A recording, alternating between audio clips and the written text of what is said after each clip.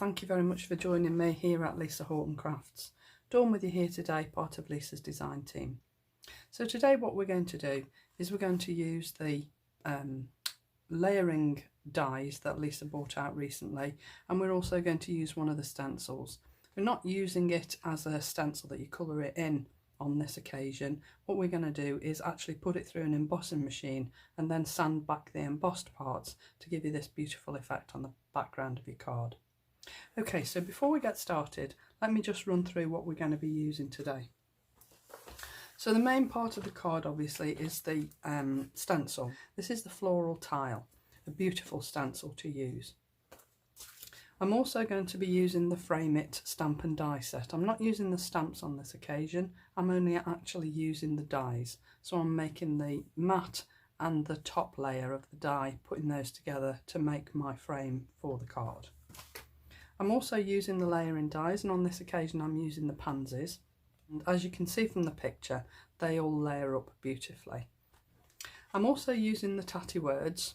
I do think these are one of the most useful, versatile die sets that you'll ever have in your craft stash. I'm actually using on today's card this one here, just a note, and what I've done is cut it several times and lay them on top of one another to give it a little bit of depth. And I'm also using the nested stitch bubble squares. I'm using these two largest straight edged dies rather than the bubbles, and this is to give me my frames that I'm using on my card. Let's make a start. I'll just put that to one side so that I've got that to refer to. So there's my base card, and as I said, I've used the nested stitched bubble square die set, and I've cut myself like a mat for the base of the card. You'll see on this one that I just literally cut the card square to fit the card blank, but on this one I decided that it would look rather nice if I just smartened up the edges a little bit, so I decided to go with the stitched bubble squares because I do like that stitching effect, and of course it will tie in with the stitching on the frame as well. So let's just put that down to start with, and I think what I'm going to do with this is I'm just going to use my roller tape because it's just a little bit quicker than using my wet glue. I would normally use a wet glue for this, and I use the Pin Flare bookbinding glue. But just for speed and quickness, I'm just going to use my tape runner today. So I want this in the centre of the card. This gives me my base layer for my card. I'm only eyeballing it. I very rarely measure. Okay, now the next layer is my stenciled background layer. Now I've already run this through my machine because you don't want to sit here and watch me just run this through a stenciling machine. But you can see that on this card that has given a really nice embossed effect on that card. Now you can see I've already sanded back half of the card. I didn't want to sit here and do the whole lot, so I've done half of it, and you can see the difference quite clearly, I think, on there. So I know there are sanding tools out there in the craft world, but to be honest, all I've used is an emery board, and I've literally, all I'm doing, I can't talk and sand at the same time because it's quite noisy, this sanding. So I'm just going to show you using the flat of my emery board how I'm sanding this back. Okay, so I just put a little bit of music on in the background while I do this.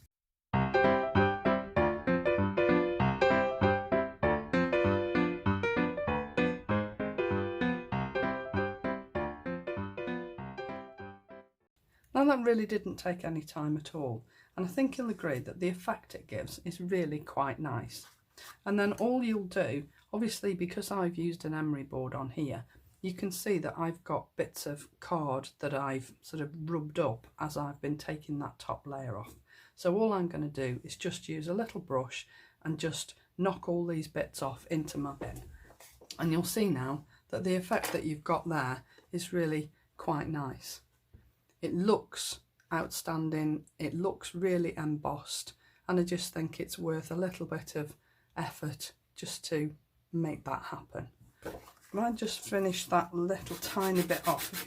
When you're sitting looking at it and you think, actually, there's a bit there that isn't as sanded back as all the rest, just go over it until you're happy, because that's what I did with the first side that I'd done, was just carry on until I was happy with the effect that I'd got.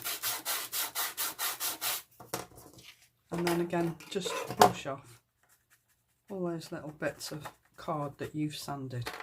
I'm going to leave it at that, I think. I'm quite happy with that. Okay, so I'm going to now put this down onto my base card here. And again, I'm just going to use my tape runner because it's quick. As I said, I would normally use a wet glue because I don't like the idea of somebody receiving a card that then suddenly falls apart because it's only got tape on. So I'll just pop this down on here, keeping it as central as I possibly can, like so. Okay, now then, I've said I'm going to use the Frame It die set. I've already put my frame together, and because I've used 3D glue, I'm not sure whether you can see that, I've used 3D glue on that, but I just wanted to raise up that frame just so that it gives the card a little bit of interest rather than it all being flat. So in order to make sure that you get your frame in the right place, if you use the stitched lines on this piece of card that you've embossed, you will find that your frame sits really quite nicely on that piece of embossed card, and you've got a guide there so that you can place your frame quite easily without too much worrying about measuring and making sure it's in the right place. Okay, so you can see that actually sits really quite nicely, and all I've done is use the stitched lines as a guide to make sure that it's all in the right place. Okay, so I'm just going to go ahead and just stick that down to my card.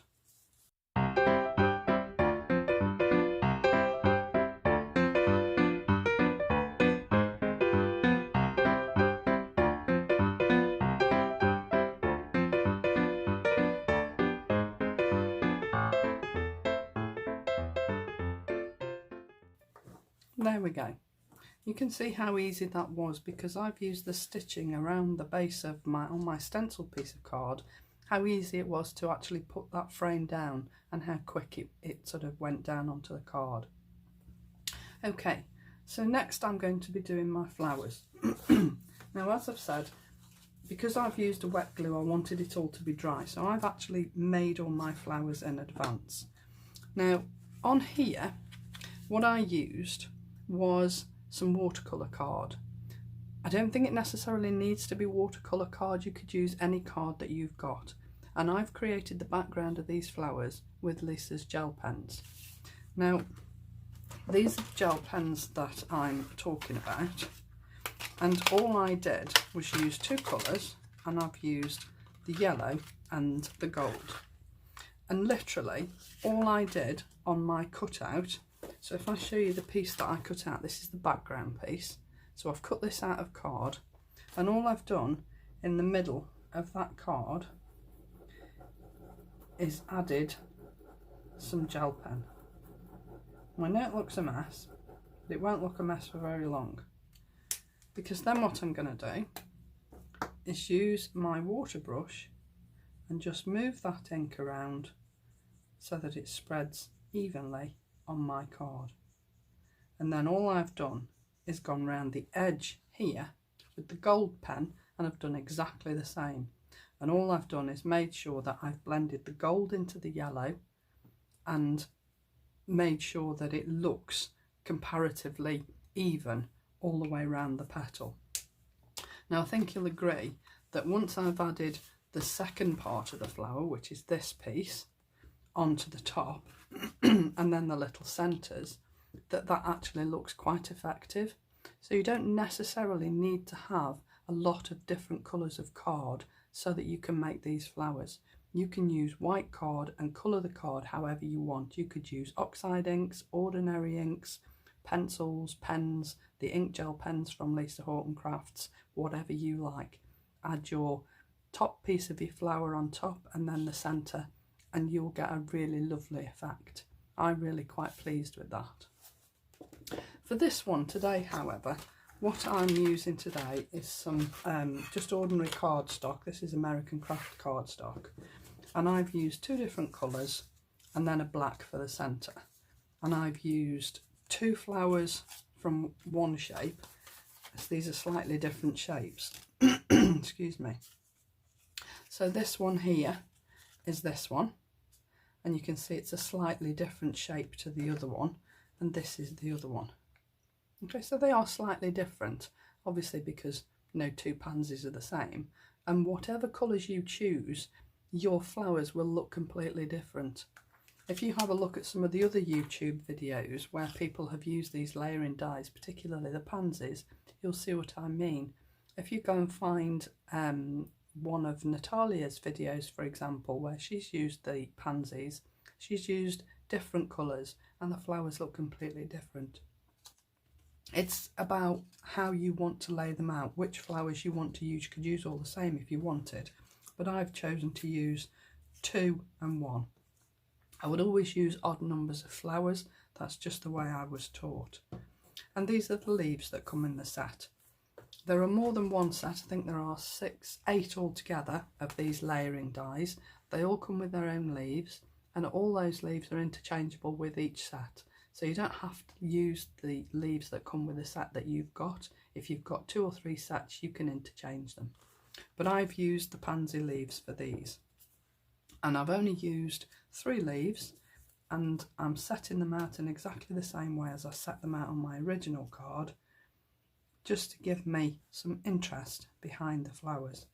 And I always try and lay out the flowers beforehand so that I can see what it's going to look like once I've glued it all into place. So this is my sort of mock-up layout, if you like, of the flowers before I actually glue them down, and I think that looks quite reasonable. Now I'm using my 3D glue gel for this because I actually want these to sort of sit proud of the card. So I'm just going to take that one off there and those 2 off there for now, and I'm just going to adhere the leaves down first.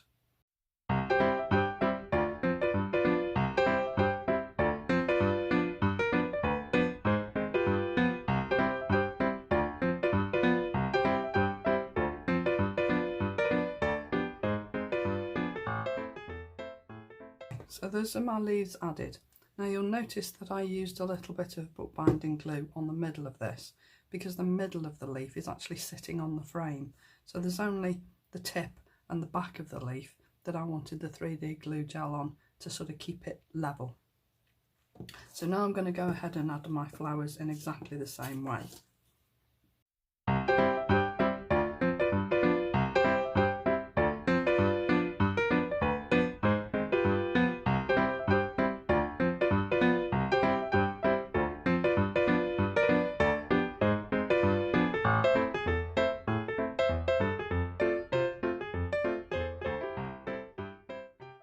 So you can see that you might have noticed me moving the leaves a little bit.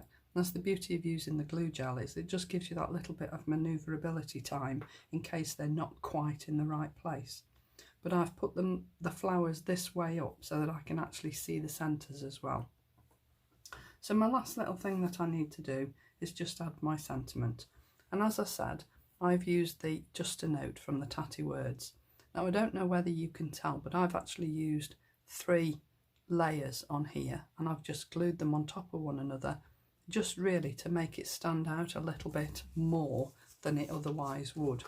I did the same with the card that I made yesterday with the thank you, and I just think it makes it just stand out that little bit extra, just to give it a little bit more interest.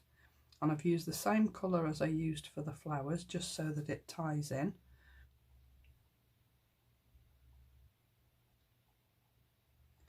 You could, of course, if you wanted to, use a double-sided adhesive sheet on your bottom layer so that you can just peel back the adhesive and stick it to your card that way, but I've used glue on this occasion, and I'm just going to pop that up in the top corner like so, just to finish it off.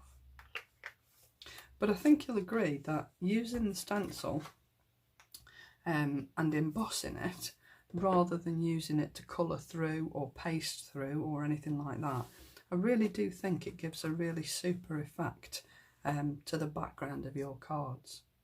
So I hope you enjoyed that. It was a little quickie today, just to show you a different way of using the stencil. Please remember to subscribe if you haven't already. Don't forget to hit the little notification bell if you've got signed up with an email address, and then you won't miss any new content that goes down onto the channel. Thanks very much for joining me today, and I hope to see you all again very soon. Bye for now.